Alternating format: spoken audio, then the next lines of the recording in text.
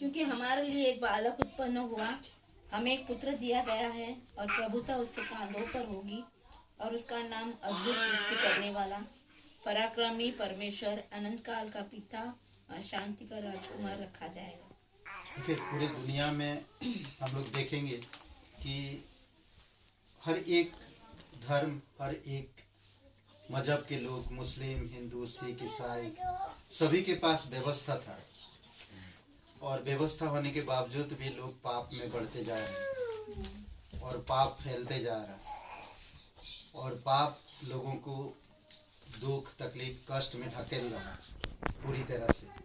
लोग पाप के कारण बीमारी है, लोग पापों के कारण आज अकेलेपन है, लोग पापों के कारण आज बिजनेस में हेरा फेरी करते हैं, पापों के कारण आज घूसखोरी है, पापों के कारण आज लोग डबल शादियाँ, पाप के कारण आज बहुत सारे ऐसा चीज़ें हैं जो पाप के कारण ये सब चीज़ें हैं। परमेश्वर समय समय पर व्यवस्था दिया ताकि पाप की जो प्रभुता को कम कर सके। पाप की प्रभुता को कम नहीं करता, पर व्यवस्था इसलिए आया कि हम उस अनुग्रह को, उस पवित्रता को जान सके जो आने वाला है। तो इसलिए जरूरी है कि हम लोगों को समझना। देखेंगे जब पुत्र आया इस धरती पर, यीशु मसीह खुद, परमेश्वर ने जगत से प्रेम किया और अपना एक लौता बेटा दिया और प्रभु यीशु मसीह जब इस धरती पर आया तो एक चरनी में पैदा हुआ और जब चरनी में पैदा हुआ और हम देखते हैं उसको धीरे धीरे उसने बढ़ा और बढ़ा, जब हम देखते हैं उसको किस तरह से लोगों के पास जाकर उनकी तकलीफ दूर किया ना। कहते हैं कि वो कोड़ियों को सिद्ध किया, कोड़ी लोग जो थे उनको शुद्ध किया, पूर्ण रूप से सिद्धता दिया और जो लोग बीमार थे, बीमारी से चंगाई दिया और जो लोग पूर्ण रूप से कष्ट में गुजर रहे थे ना। मरकुस का 7वां अध्याय, आई थिंक 7वां अध्याय में शायद या तो 21-22 वचन में, मुझे याद नहीं आ रहा, कहता कि उसमें एक वचन कहता कि इंसान के मन से जो बातें निकलता है वही बुरी, व्यभिचार और अलग अलग चीज़ें। 7 का, या देखिए 7 का, मरकुस का 7 का पढ़िए जरा 21-22।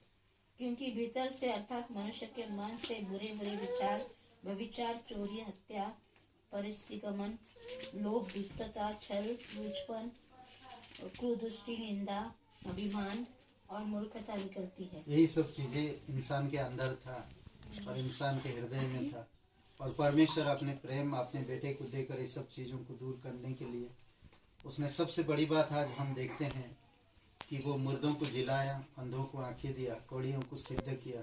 जो लोग परेशानी में, दुख में, तकलीफ में थी, बीमारियों में थी, उनको वो सहारा दिया और उनकी बीमारी को दूर किया, उनकी परेशानियों को दूर किया और उनके साथ एक मेल मिलाप, शांति का मेल मिलाप रखा। और हम कल डिवोशन में यही बात बता रहे थे कि शांति का राजकुमार आया और हमें शांति दिया। कहाँ पर शांति हमें मिला? क्रूस पर। क्रूस पर अपना जीवन देकर हमारे साथ वो शांति स्थापित किया, शांति को बनाया। हमारी ओर से कभी शांति नहीं हो सकता था, पर परमेश्वर ने अपनी ओर से क्रूस पर अपना जीवन देकर हमारे साथ शांति स्थापित किया। इस शांति को हम भंग नहीं करना चाहिए। अनुग्रह में, परमेश्वर के प्रेम में हमें बढ़ते जाना चाहिए। और दूसरी बात हम देखते हैं कि उसके वचन से हमें शांति मिलती है। वो वचन बोलता है, शांति बोलता है ना। भजन संहिता 86 आई थिंक 6 में, 86 का 6 में शांति बोलता है। मुझे भी ध्यान नहीं कि मैं बता रहा हूँ।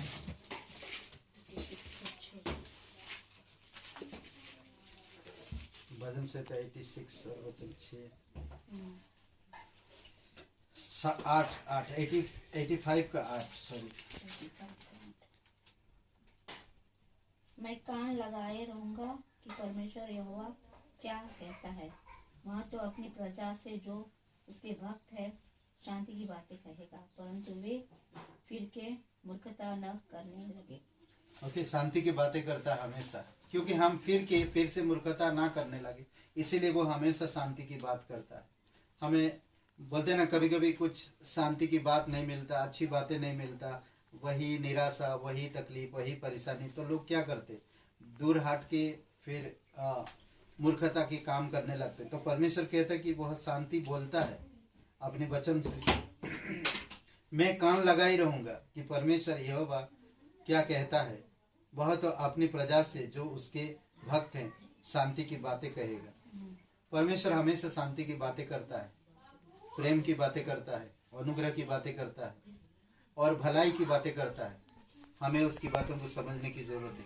आज जो कोई इंसान प्रभु यीशु मसीह पर भरोसा रखता है, विश्वास करता है, तो परमेश्वर उन्हें क्या करता है, चंगाई देता, उद्धार देता और उनको अपने राज्य में लेकर आता है और उन्हें वो खुशी, वो प्यार, वो आनंद देता जो हमें संसार नहीं दे सकता। यीशु मसीह खुद अपनी व्यक्तिगत शांति हमें देता, खुद व्यक्तिगत शांति। वो व्यक्तिगत शांति क्या है जो यीशु मसीह खुद कहता, यूहन्ना का 14:7 में, 14:27 में अपनी शांति दिया, उसके व्यक्तिगत शांति। मैं तुम्हें शांति दिए जाता हूँ, अपनी शांति तुम्हें देता हूँ, जैसे संसार देता मैं तुम्हें नहीं देता। तुम्हारा मन व्याकुल ना हो और ना डरे। हमें कभी भयभीत नहीं होना चाहिए। परमेश्वर अद्भुत शांति हमें देता है। इसीलिए आज हमें पाप और अनुग्रह को समझने की जरूरत है। पाप और अनुग्रह को रोमियो का 5:20 में एक बातें कहता है, एक अद्भुत बात कहता है। व्यवस्था बीच में आ गई कि आराधना अपराध बहुत हो, परंतु जहां पाप बहुत हुआ वहां अनुग्रह उससे भी कहीं अधिक हुआ। कि जैसा पाप ने मृत्यु को फैलाते हुए राज्य किया, वैसे ही हमारे प्रभु यीशु मसीह के द्वारा अनुग्रह भी अनंत जीवन के लिए धर्मी ठहराते हुए राज्य करे। परमेश्वर ने पाप के लिए क्रूस पर जीवन दिया ताकि जो कोई पापी इंसान, जो कोई बीमारी इंसान, जो कोई सांप डसे हुए इंसान अगर उस क्रूस की तरफ देखता है तो शांति प्राप्त करता, शांति महसूस करता। हम सभी लोग जब यीशु मसीह को पहली बार उद्धारकर्ता के रूप में हम ग्रहण किए, तभी हमारे अंदर एक शांति महसूस हुआ। करेक्ट? कभी याद है ना? उस समय शांति महसूस होता है। और ये कुलुसियों का 2 अध्याय वचन 20 में बताता है कि उसने अपने लहू के द्वारा हमारे साथ ना, लहू कैसे, उसके क्रूस पर बहे हुए लहू के द्वारा मेल मिलाप करके सब वस्तुओं को उसी के द्वारा से अपने साथ मेल कर ले, चाहे पृथ्वी पर की, चाहे पृथ्वी की स्वर्ग की, हर एक चीज का मेल कर लिया। तो क्रूस पर अगर आज हम देखते हैं तो हमारी हर एक बीमारी दूर होती है, हमें नया जीवन मिलता है, हमें शांति मिलता है, परमेश्वर से मेल मिलाप मिलता है, हमें सुकून मिलता है, हमारे पाप क्षमा होते हैं, हमारी गंदगी साफ होते हैं और हमारी विचार बदल जाते हैं क्रूस पर आने से।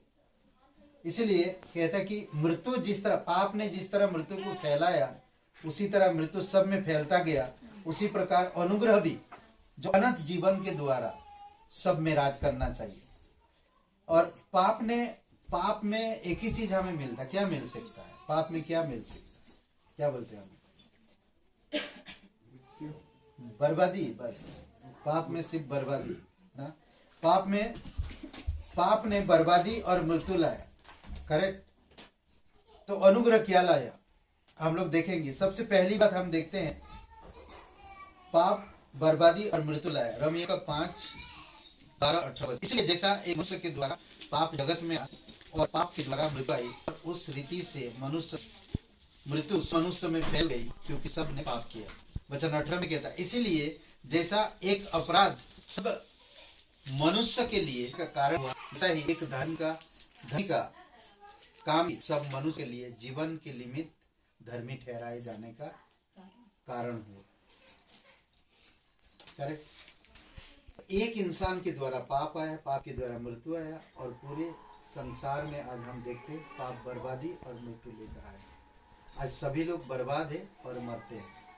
आज हम कितने भी भले खाएं, भले घर में रहें, अच्छे तालीम है हमारे पास, अच्छे संस्कार है हमारे पास, अच्छे पढ़े लिखे हैं, फिर भी हम बर्बाद हैं, क्योंकि एक दिन मरेंगे और मरने के बाद हम कहाँ जाएंगे किसी को नहीं मालूम। और यही है पाप की बर्बादी जो मृत्यु लेकर आता है। देखते हैं हम अनुग्रह में क्या आता है। अनुग्रह उद्धार और महिमा लाता है। पाप बर्बादी और मृत्यु लाता है, अनुग्रह उद्धार और महिमा लेकर आता है। तीतुस का 2 अध्याय 11 और वचन 13। क्योंकि परमेश्वर का वह अनुग्रह प्रकट है जो सब मनुष्य के उद्धार का कारण है, उस धन्य आशा की अर्थात अपने महान परमेश्वर और उद्धारकर्ता यीशु मसीह की महिमा के प्रकट होने की बाट जोहते रहो। आज जो कोई भी इंसान यीशु मसीह पर विश्वास करता है वो उद्धार पाता है और परमेश्वर की महिमा पाता है। अद्भुत है ना, बिना कुछ करे हमें महिमा देगा। आज हमारे ऊपर अनुग्रह हुआ, हमने उस अनुग्रह पर भरोसा किया और हम यीशु मसीह पर विश्वास करके हम उद्धार पाए। उद्धार पाने के बाद हम उस धन्य आशा की अर्थात आने वाली महान परमेश्वर और उद्धारकर्ता यीशु मसीह की रास्ता देखते हैं, क्योंकि वो महिमा एक दिन देगा। तीसरी बात हम देखते हैं, आत्मा पाप का दोषारोपण करता है। पवित्र आत्मा पाप को दोष लगाता है कि तू कैसा है ना। तो ये जब यीशु मसीह गांव गांव फिरता हुआ प्रचार करते थे और अध्याय 16 में, यूहन्ना का 16 अध्याय में 8-9 वचन में इसमें बात कहता है, वह आकर, कौन आकर? पवित्र आत्मा जब आएगा संसार को पाप और धार्मिकता और न्याय के विषय में निरुत्तर करेगा। पवित्र आत्मा जब आएगा, आज इसीलिए जब हमारे ऊपर पवित्र आत्मा आया, हम जब सुसमाचार सुना, हमें गिल्टी फील कराया कि तुम एक पापी हो और पापी का सजा मौत है और मौत से कोई बच नहीं सकता। इसीलिए हमें पवित्र आत्मा ही धर्मी ठहराने के लिए भी दर्शाया कि यीशु है जो तुम विश्वास करके धर्मी ठहर सकते और मृत्यु से बच सकते। इसमें कहता खूबसूरत बात 9 वचन में कहता, पाप के विषय में इसलिए कि वह मुझ पर विश्वास नहीं करते। आज जो कोई भी इंसान विश्वास नहीं करता वो पाप में है और पाप में क्या होगा? एक दिन मर जाएगा। ओके, आत्मा पाप का दोषारोपण करता है और दोषी पापी उसे रखता है। दोषी पापी उसे रखता। रोमियो का 3:19। हम जानते हैं कि व्यवस्था जो कुछ कहता है उन्हीं से कहती है जो व्यवस्था के अधीन है, इसलिए कि हर एक मुंह बंद किया जाए और सारा संसार परमेश्वर के दंड के योग्य ठहरे। आज जो कोई भी इंसान यीशु मसीह पर विश्वास करता दंड से बच जाता। यूहन्ना 3:17 में क्या कहता कि पुत्र जगत में न्याय करने के लिए नहीं बल्कि क्या करने के लिए? उद्धार करने के लिए आया। जो कोई उसके नाम पर विश्वास करता वो उद्धार पाता है। अनुग्रह का काम वही है, हमें बचाने। पाप का काम वही है कि आपको दोषी करे। पर ये वचन इस प्रकार कहता, दोषी पापी उसे रखता है। किसको? पाप को। वो व्यवस्था में रहना चाहता। आज इजराइल लोग, आज कैथलिक लोग नहीं सुनते, वो व्यवस्था में जीना चाहते, व्यवस्था में रहना चाहते। शास्त्री फरीसी लोग, उन लोगों को इतना कुछ मालूम था फिर भी यीशु की चमत्कार के बारे में बात नहीं किए। यीशु ने जो पानी के ऊपर चला नहीं, आंधी तूफानों को शांत किया नहीं माने, अंधों को कोड़ियों को सिद्ध किया, जो इजराइल में ऐसा कभी किया नहीं था यीशु ने किया, तब भी वो लोग शास्त्री व्यवस्था में बने रहे। इसीलिए कहता उनकी दोषी पापी उन्हें रखता है खुद, उनकी दोषी, उनका दोष। ओके, अनुग्रह सभी विश्वास करने वालों को बचाता है। अनुग्रह हमेशा विश्वास करने वालों को बचाता है। इफिसियों का 2:8, क्योंकि विश्वास के द्वारा अनुग्रह से तुम्हारा उद्धार हुआ, यह तुम्हारी ओर से नहीं वरन परमेश्वर का दान है। परमेश्वर का दान हमें स्वीकार करना चाहिए आज हर एक मनुष्य के लिए। सोचिए कि वो कोड़ी व्यक्ति को ना, कोड़ी व्यक्ति जब यीशु के पास आता है तो क्या कहता? कितने में? मत्ती के 7वां अध्याय में कोड़ी व्यक्ति के बारे में कितने में देखिए जरा। मत्ती के 7वां अध्याय 7 या 8 में कोड़ी व्यक्ति के बारे में। एक कोड़ी व्यक्ति इसके पास आता है।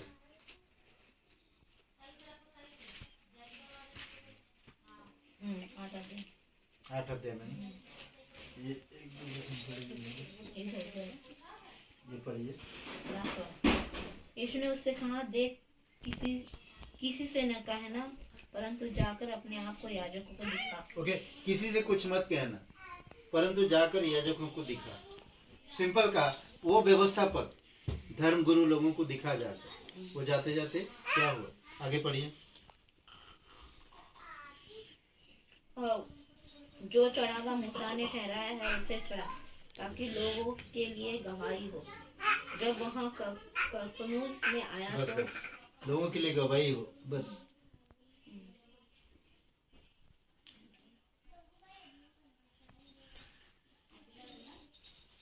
सुबेदार की एक कड़ी का ना, हाँ, तो वो ठीक हो जाता है। और मरकुस का किताब में एक है, एक मिनट, मरकुस का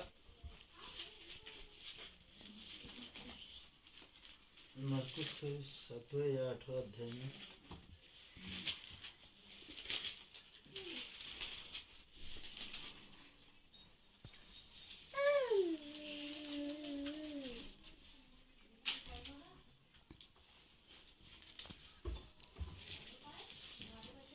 कौन से यीशु को स्वीकार करना।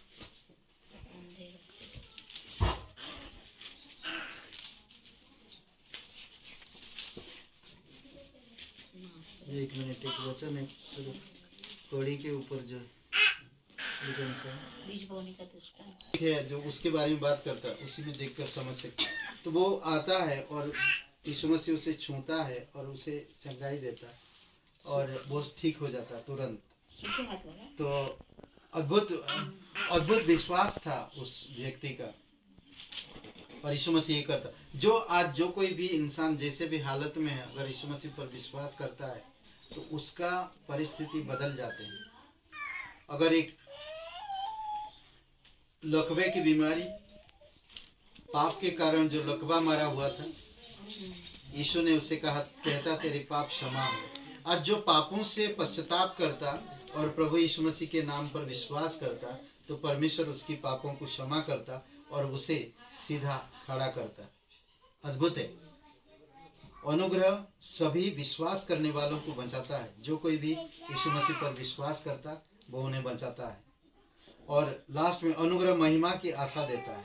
रोमियो का 5:2, जिसके द्वारा विश्वास के कारण उस अनुग्रह तक जिसमें हम बने हैं हमारी पहुंच भी हुई, और परमेश्वर की महिमा की आशा पर घमंड करें। यही है हमारी महिमा। आज हमें उसी तक पहुंच हुआ। कैसे? यीशु मसीह और अनुग्रह के कारण। यीशु मसीह इस धरती पर नहीं आता तो हमें उस महिमा तक नहीं पहुंच होता। अनुग्रह हमें क्या ले आता? उद्धार और महिमा। पाप क्या लेकर आता? बर्बादी और मौत। तो इसलिए जरूरी है कि हमें समझना, अनुग्रह मूसा के द्वारा आया, परंतु मूसा के द्वारा व्यवस्था आया, और अनुग्रह यीशु मसीह के द्वारा आया। इसीलिए जरूरी हमें समझना कि परमेश्वर हमारे लिए कितना सोचता है। व्यवस्था इसे आया कि पाप बहुत हो, नहीं, कोई कानून आता है, लोग और ज्यादा करते हैं ना, कानून को नहीं मानते। आज खुद पुलिस वाले हेलमेट खुद नहीं लगाते और सारे हेलमेट वालों को पकड़ते, और वो खुद मोटरसाइकिल में जा रहे तो हेलमेट नहीं लगाते, और उनको पकड़ो तो बोलते हैं हंस के निकल जाते हैं। तो ऐसा होता है, तो कई बार होता है ऐसा। तो व्यवस्था हमें अनुग्रह तक पहुंचाने के लिए था, पर अनुग्रह हमें बचाने के लिए था। और व्यवस्था से कोई भी सिद्ध नहीं हुआ और ना कोई हो सकता, पर अनुग्रह से हर एक इंसान सिद्ध हुआ और बच गया। आज जो कोई भी इंसान यीशु मसीह पर विश्वास करता है, चाहे कैसे भी रोग हो, चाहे कैसे भी परिस्थितियां हो, चाहे कैसे भी इंसान हो, परमेश्वर उन्हें चंगाई देता है और ठीक करता है और बचाता है। आमीन। आइए प्रार्थना करते हैं। आप करेंगे प्रार्थना?